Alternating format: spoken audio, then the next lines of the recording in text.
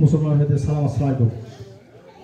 আজকের এই বদরার পশ্চিম বদরার সম্ভ্রান্ত পরিবার শাহপাড়া, এই শাহপাড়া মন্দিরের সামনে উপস্থিত রয়েছেন বদরা এলকে স্কুল কলেজের অবসরপ্রাপ্ত শিক্ষক, যিনি সকলের প্রায় এখানকার ছাত্র সকলের শিক্ষক জনাব বিমল কুমার সাহা।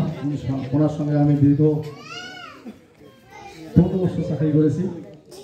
এখানে উপস্থিত রয়েছেন আমাদের মুরব্বী, তার বাড়িও পশ্চিম বদরা আব্দুল কুদ্দুস মাস্টার সাহেব প্রাইমারি শিক্ষক ছিলেন, আর সম্পর্কে মামা।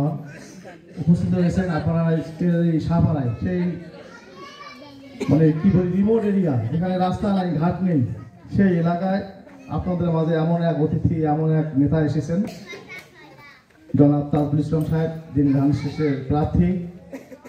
উপস্থিত রয়েছেন শাহপাড়ার হিন্দু মুসলিম সকল পর্যায়ের নেতৃবৃন্দ, উপস্থিত বিএনপির নেতৃবৃন্দ, প্রিয় উপস্থিতি।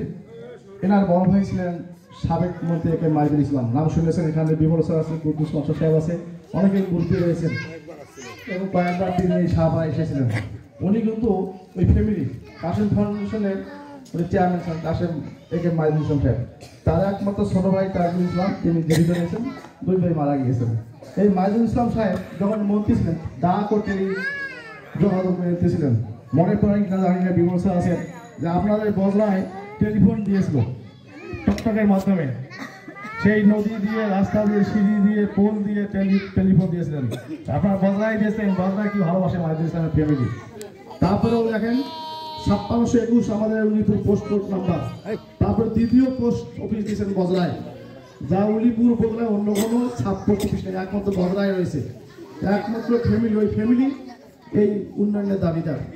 সুতরাং তার ছোট ভাই তাজুল ইসলাম সাহেব যেখানে উপস্থিত হয়েছেন, আপনাদের শাহপাড়ায় এসেছেন, এনার কিন্তু কোনো চাওয়া নেই। এই শিল্পপতি মানুষ, এনার 1 ছেলে 1 মেয়ে, তার মিসেস একজন ইউনাইটেড হাসপাতাল ডাক্তার, হার্টের ডাক্তার স্পেশালিস্ট, যেখানে মন্ত্রী এমপিরা চিকিৎসা করে, সেখানে এত সুন্দর উন্নত চিকিৎসা। তারই হাজবেন্ড তাজুল ইসলাম সাহেব, তার পেট ভর্তি, তার ক্ষুধা নেই, শুধু চাচ্ছে যে জনগণের সেবা করার জন্য, জনগণের কাছে গিয়ে জনগণের দুঃখ দুর্দশা লাঘব করার জন্য। তার একটাই মতো স্বপ্ন, একটাই আশা, যে আগামী জাতীয় সংসদ নির্বাচনে ধানের শীষ প্রার্থীর জন্য এবং ধানের শীষের জন্য আপনাদের এখানে এসেছেন। যে আপনাদের যেহেতু আমাদের বিমল স্যার বললো, যেহেতু আমাদের শেখ হাসিনা সাহেব নেই, নৌকা মার্কার নেই, যেহেতু উনি আওয়ামী লীগ করছেন, কুদ্দুস মাস্টার সাহেব আওয়ামী লীগ করছেন, ইনি তো ডাইরেক্ট বলেছেন যে আমাদের নৌকা নেই, সুতরাং তাজুল সাহেবকে ভোট দেবেন। বিমল স্যার নিজেই বলেছেন। এবং সেক্ষেত্রে পূর্ণিমা শিক্ষক, পূর্ণিমা এবং রেবতী শাহ শিক্ষক, ওনারাও বলছেন যে মন্ত্রীর সামনেই কথা দিচ্ছি যে আমরা আগামীতে সকাল সকাল ভোট গিয়ে আমরা ধানের শীষে ভোট দেবো। কি আপনারা একমত আছেন তো তাদের সঙ্গে? একমত আছেন? সেক্ষেত্রে আমাদের নেতা তাজুল সাহেব বলি, যিনি একজন স্বচ্ছ রাজনীতিবিদ, ইনি মিথ্যা কথা বলেন না, ইনি কোনো মিথ্যা প্রলোভন দেন না, ইনি কোনো অশালীন কথা বলেন না।